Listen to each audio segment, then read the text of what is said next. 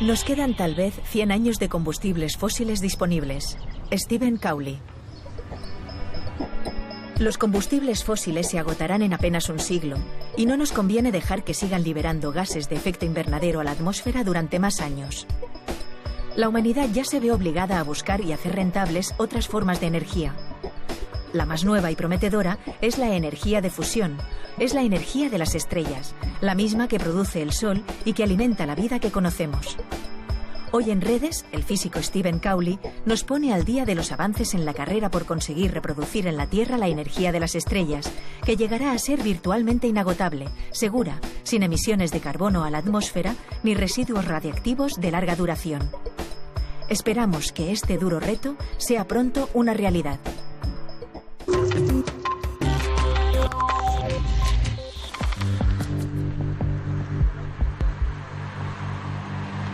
Dentro de 20 años tendremos la energía de fisión nuclear, la tradicional, tendremos la eólica, tendremos la solar y tendremos también por primera vez la energía de fusión nuclear, una energía inacabable porque simplemente la extraemos del Sol. El único problema que tenemos es que el plasma, el material, el gas que se crea al fabricar esta nueva energía, adquiere unas temperaturas superiores 10 veces a lo que es la temperatura interior del Sol. ¿Cómo contener?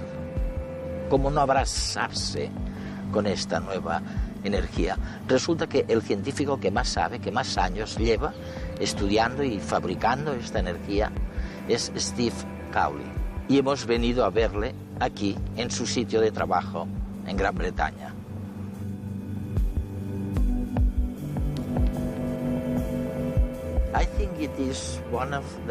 Creo que una de las cosas más lógicas que he leído en los últimos 5 o 10 años, la escribiste tú. Afirmaste que la energía dejará de ser un recurso basado en el carbón, el hierro o lo que sea, para pasar a ser un conocimiento. Obtendremos energía a partir del conocimiento, no de los recursos. Probablemente sea el cambio más grande que vayamos a experimentar en los próximos años. No solamente es un gran cambio, sino también una gran idea, puesto que modificará nuestra manera de interactuar en el mundo. En el futuro, las fuentes de energía, como la energía de fusión en la que trabajo, dependerán de nuestra capacidad de pensar y construir cosas, no de lo que extraigamos de la tierra. Dejaremos de depender del carbón, del petróleo o de los recursos que tengamos en cada país. No se podrá acaparar la energía ni impedir el acceso a la energía de los demás, porque se podrá disponer de energía siempre que se tengan los pensamientos adecuados, la capacidad adecuada. Es increíble porque todo esto significa una gran transformación. En Inglaterra se produjo la revolución industrial gracias a que había recursos para obtener energía. El carbón y el hierro abundaban en Gran Bretaña y probablemente suceda lo mismo con la mayoría de los países árabes en la actualidad. Ellos disponen, de petróleo fósil. Pero tú dices, no lo olvidéis, el futuro tendrá que ver con vuestro cerebro, con vuestros conocimientos. Nos olvidaremos de estos recursos. Bueno, si pensamos en lo que sucederá de aquí a 50 o 100 años, sin duda que hay 3 fuentes energéticas que tendremos que dominar para abastecernos. La primera es el Sol. Nos abasteceremos de la energía solar. La segunda fuente es la fusión nuclear, que es el campo en el que trabajo. Y la tercera es la fisión nuclear, lo que tenemos ahora en las centrales nucleares. El caso es que ninguna de las 3 fuentes depende de los recursos naturales, sino de la capacidad de crear la tecnología para acceder a ellas. Creo que la fisión desempeñará un papel en el futuro. Lo que me preocupa es que no nos preparemos adecuadamente para ese futuro desde ya mismo. Y que no preparemos todas las opciones, porque no creo que la energía solar sea una garantía de éxito en toda Europa, por ejemplo, especialmente en el norte de Europa, donde no hay tanta luz solar. Deberíamos estar preparando las 3 opciones con las que contamos.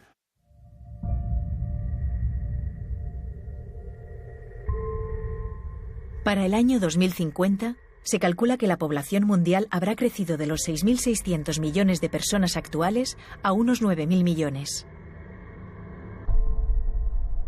La mejora de las condiciones de vida podría conllevar también un aumento del doble o el triple de las necesidades energéticas actuales. Y actualmente no existe una tecnología única capaz de abastecer estos requerimientos. Por otra parte, necesitamos con urgencia fuentes de energía no contaminantes. El cambio climático es ya una realidad de consecuencias imprevisibles. Ante esta situación de lucha contra reloj, necesitamos soluciones efectivas a gran escala. En este sentido, se perfilan 3 candidatas limpias, 3 energías que se cree que resultarán clave para nuestro futuro más cercano. La primera de ellas es la energía solar. A pesar de que, aparentemente, todos son ventajas, lo cierto es que su eficiencia queda todavía lejos de capacitarla para hacerse cargo de forma global de las necesidades energéticas del mundo. Es una opción viable en determinados países, entre ellos España, pero no suficiente.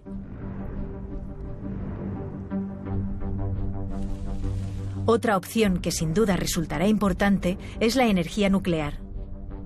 Constituye una manera segura de obtener energía libre de emisiones de carbono a la atmósfera, pero no cuenta con la simpatía de la gente debido al problema de la radiactividad.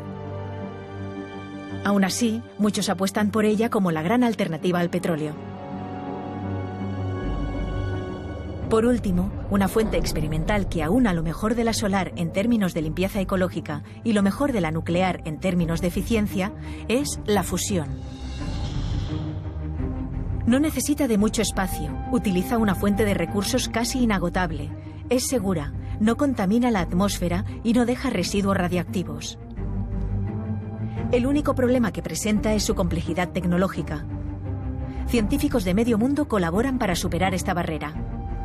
De su éxito o su fracaso podría depender, en gran medida, la supervivencia de nuestra especie.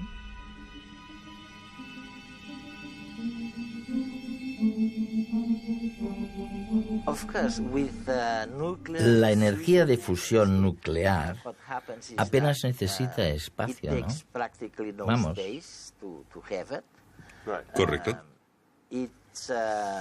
No contamina, además. Nada de emisiones de dióxido de carbono en la atmósfera. Y luego es prácticamente inagotable. Ok. Pero si esto es así, ¿por qué estamos tardando tanto? Creo que en el año 1991 se consiguió energía de fusión nuclear por primera vez, más o menos. Sí.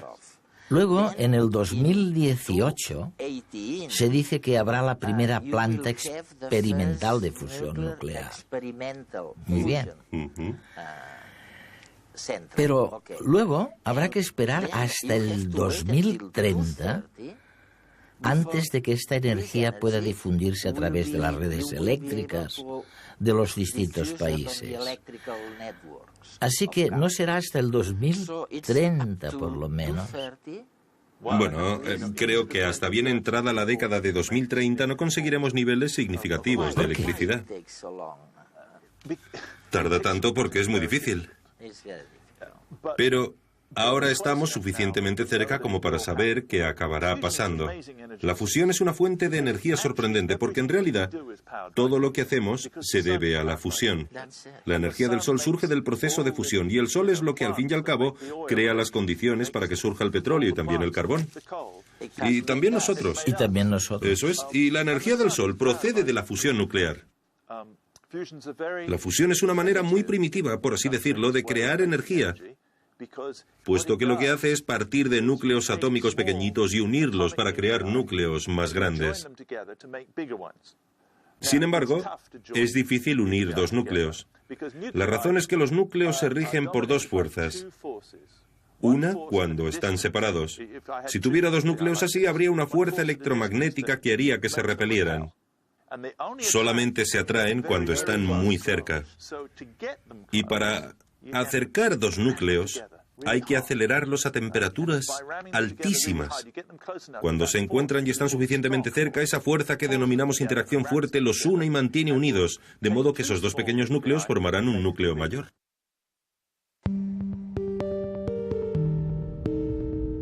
La fusión no la ha inventado el hombre, sino las estrellas. Esta reacción es precisamente lo que hace que el Sol brille y haya vida en la Tierra. ¿Pero qué es exactamente? Para entenderlo, tenemos que hacer un pequeño recorrido por la tabla periódica, una especie de mapa ordenado de los elementos que componen nuestro universo.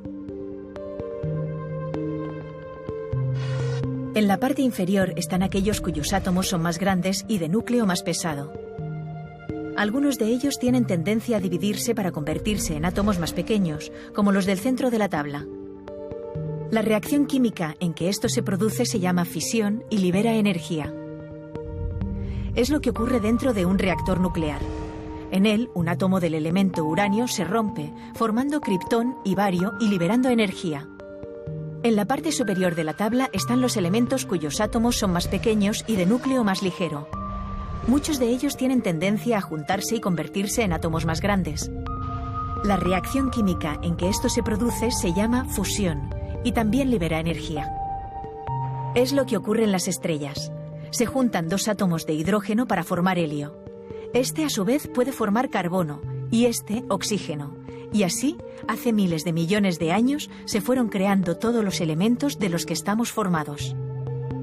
Lo que los científicos persiguen es controlar este proceso. La reacción más sencilla que puede ocurrir en este sentido es cuando se juntan dos formas de hidrógeno, una llamada deuterio y otra tritio. Juntas dan lugar a una forma de helio, que inmediatamente se rompe liberando un neutrón y un montón de energía. Sin embargo, que esta reacción se produzca en condiciones reales no es tarea sencilla. El problema no está en encontrar los ingredientes. El deuterio se obtiene fácilmente del mar, y aunque el tritio no está en forma libre en la naturaleza, se puede crear a partir de otro elemento, el litio, que sí es abundante y se encuentra en la corteza terrestre. Entonces, ¿por qué no utilizamos la fusión ya como fuente de energía? En realidad, lo difícil es que el deuterio y el tritio se quieran juntar. Su tendencia a fusionarse solo se da cuando están lo suficientemente juntos, y para ello deben estar a 150 millones de grados de temperatura. Para que se desarrolle la fuerza fuerte, son necesarias temperaturas altísimas, me imagino. ¿De qué temperatura estamos hablando? En el Sol la fusión tiene lugar lentamente y ocurre a 15 millones de grados. Pues bien, el experimento aquí, en mi laboratorio, alcanza los 170 millones de grados. Esos son 10 veces, más de 10 veces la temperatura del centro del Sol. ¿Y cómo demonios se mantiene el orden en una situación así? Me refiero a que no podéis contener ese calor con madera, ni con hierro, ni con acero. Con nada, ¿no? No, es evidente que no, porque ya sabes que algo tan caliente haría que el hierro se derritiera, por no hablar de que algo tan caliente jamás podría mantenerse caliente. Lo que hacemos, y es muy peliagudo, es tomar una pequeña parte de los núcleos que queremos fusionar. Y son núcleos de hidrógeno, de dos isótopos de hidrógeno denominados deuterio y tritio. Y los calentamos dentro de un campo magnético. Un campo magnético. Sí, la fuerza del campo magnético los confina en una especie de jaula. Es una jaula de campos magnéticos que mantiene este gas tan caliente. A medida que lo vamos calentando, no puede tocar las paredes, así que no puede enfriarse. Y cuanto más se calienta, más se acerca al punto en el que empieza la reacción de fusión. Cuando se alcanza una temperatura de unos 100 millones de grados, empieza la fusión y el proceso mejora a medida que aumenta la temperatura.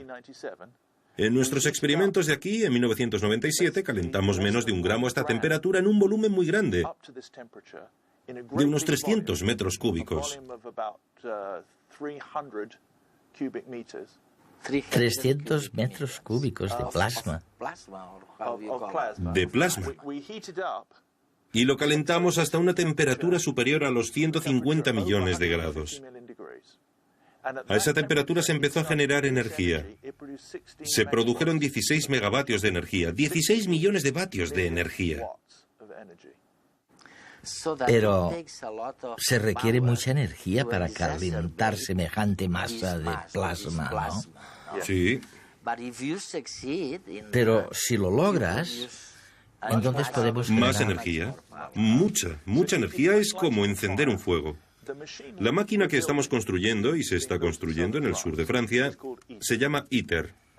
En ella, cuando se alcanzan estas temperaturas, se empieza a generar tanta energía que la máquina se calienta por sí sola. Y cuando esto ocurre, es como un fuego. Una vez encendido, puedes retirar la cerilla y seguirá ardiendo. Una cosa, hay algo que me fascina y creo que lo llamáis ELM, por sus siglas en inglés ELM, y significa modos localizados en el borde. ¿Y qué es eso? ¿Es el plasma? Lo he visto en una imagen. A veces no tiene el comportamiento adecuado. De pronto eructa, ¿no? O estalla. Es como en la superficie del Sol en la que de repente se produce una erupción solar. Y Dios mío, si ya resulta difícil controlar el plasma cuando está estable, imagínate... Mira, Eduardo, te lo explicaré. Confinamos este plasma caliente en una jaula de campos magnéticos. Se trata de un gas muy caliente que contenemos con la ayuda de un campo magnético. Y se retuerce, intenta escabullirse. Imagina que intentas contener un montón de gelatina con una cuerda. Pones 2 cuerdas alrededor de la gelatina e intentas aguantarla. Pero se mueve y se retuerce. A veces, si las cuerdas no están bien puestas, se derramará. Habrá una erupción y se derramará. ¿Ves esta imagen de ahí? ¿Sí? Lo que ves en la parte de la derecha es un plasma que está estable, que se mantiene, en este caso, alrededor de los 20 millones de grados. Y se queda ahí, estable, gracias al campo magnético. Pero a veces, si el campo magnético no es el adecuado, ¡pum!, el plasma se desborda. Y tenemos que asegurarnos de que eso no suceda, porque evidentemente no es nada bueno. Tengo una duda que me gustaría que me confirmaras, o me la despejaras, porque no puedo creerlo. ¿Es cierto que uno de los materiales de absorción para evitar esos estallidos es el carbón vegetal, el que obtenemos de los cocos? Sí. Y es posible que lo obtengamos de los cocos. Es decir, ¿es verdad que utilizáis este tipo de carbón? Sí, lo hacemos. El plasma se contiene mediante un campo magnético. Pero hay que evitar que entre el aire. Por tanto, hay un contenedor en el que se guarda el plasma, hecho de metal. Y el interior de este contenedor está recubierto de losetas de carbón vegetal. Ya veo. Hay fibras de carbón y también hay carbón en la superficie. Y uno de los mejores carbones vegetales se obtiene de los cocos. Así que tenemos una de las cosas más antiguas que nos podemos imaginar, junto con la tecnología más moderna, mano a mano, ¿no?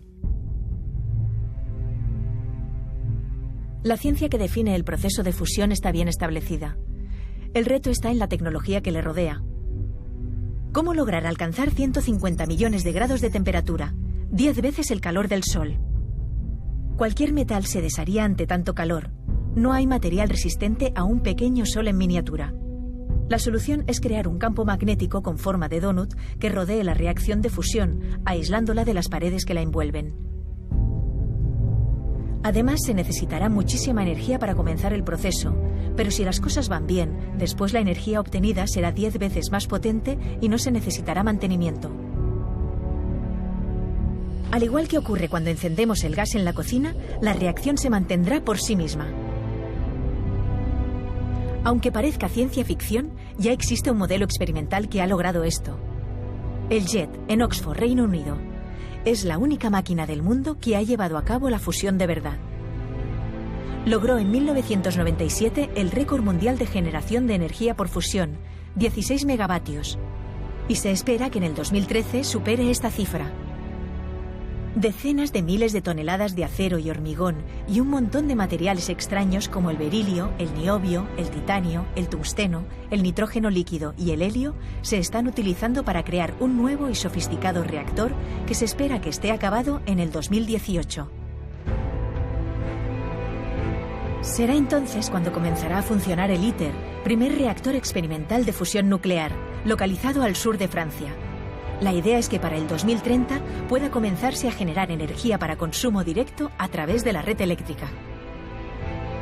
Su importancia es tal que más de la mitad de la población mundial está involucrada de forma indirecta en este proyecto, que está patrocinado por la Unión Europea, Japón, China, Rusia, Estados Unidos, Corea del Sur y la India. A pesar del elevado coste, las ventajas son inmejorables. Nada de gases con efecto invernadero y lluvia ácida. El material de desecho es reciclable después de 100 años y en caso de accidente, ni siquiera sería necesaria la evacuación de la población más cercana. Teniendo en cuenta que 1 kilogramo de fusión produce la misma energía que 10 millones de kilogramos de combustible fósil, parece que compensa la inversión. La cantidad de litio contenida en la batería de un portátil, combinada con el agua necesaria para llenar a la mitad una bañera, podría dar suficiente combustible de fusión para las necesidades medias de un ciudadano europeo durante 30 años.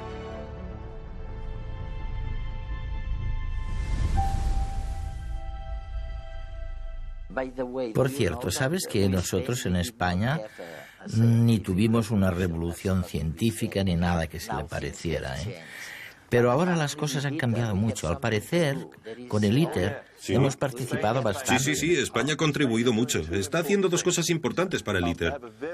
Por un lado, ha instaurado un programa de investigación muy importante para ayudar a garantizar que las cosas se hagan adecuadamente.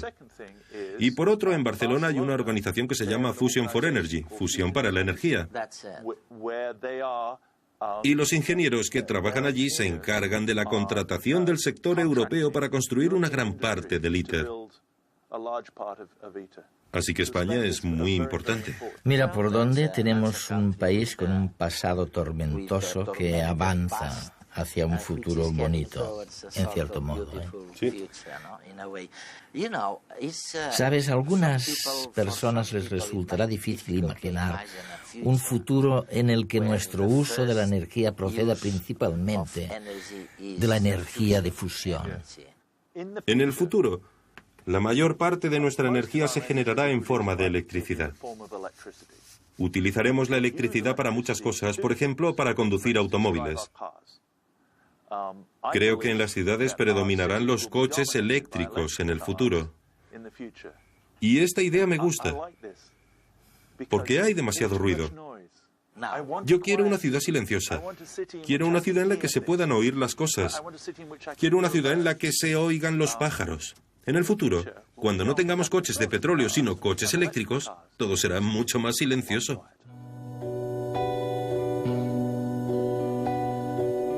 Oye, Steve, ¿esto es lo que llamáis MAST? Sí. ¿Qué es MAST exactamente? Esto es MAST. El MAST es un pequeño dispositivo compacto para confinar el plasma a temperaturas muy altas con campos magnéticos. La idea, al final, es construir pequeñas plantas de energía de fusión para construir pequeños soles, cada uno de los cuales tenga una reacción de fusión que genere energía.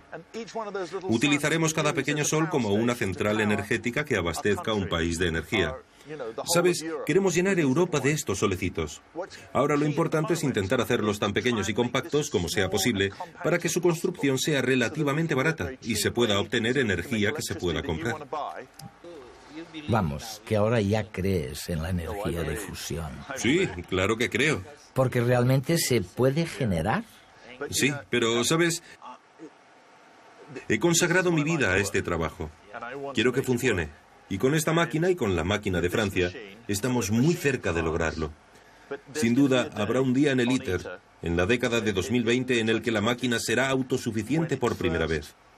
Ese día marcará un hito en la ciencia, y yo estaré ahí. Estaré ahí sentado, mirando cómo actúa el plasma. ¿Será la primera vez?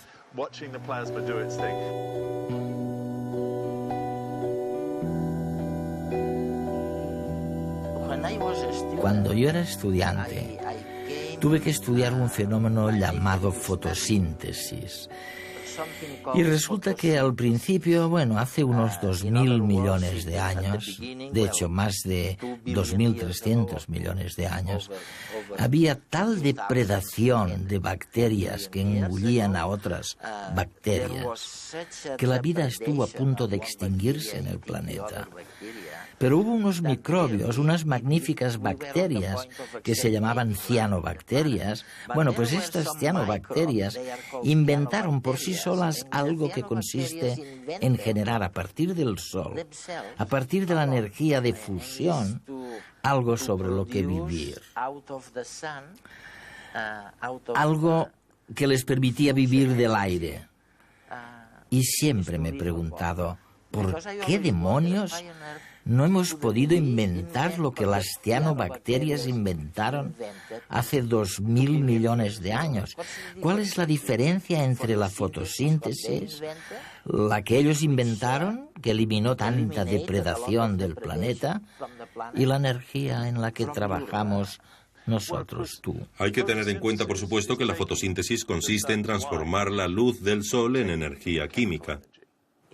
Energía química. La fusión es lo que hace el sol para emitir la luz. En cambio, la fotosíntesis transforma esa luz en energía química. La fotosíntesis puede ser una de las maneras en las que extraigamos energía solar en el futuro y ayudemos a obtener energía en el planeta. Pero la fusión significa dar un paso más e intenta hacer lo que hace el sol, utilizar la manera en la que el sol obtiene su energía para crear pequeños soles en la Tierra. Tenemos que dejar de contaminar el planeta y esta es una manera de hacerlo.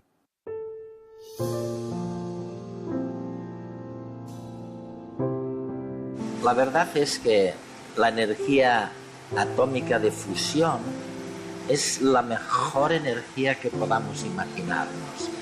No ocupa espacio apenas, no contamina ni pone nada radioactivo en la atmósfera, es inagotable y un día será, si no tan barata, tan cara como cualquier otra energía. Pero no sabemos cuándo podremos hacerlo bien para crear la energía que necesitamos a los precios que necesitamos. A los que me pregunten cuánto tiempo, por qué tardamos tanto, yo les diría que lo importante es por qué gastamos tan poco en diseñar una energía que es puro conocimiento y que va a transformar nuestras vidas y la de nuestros nietos en el futuro. En el futuro obtendremos energía a partir del conocimiento. Stephen Cowley.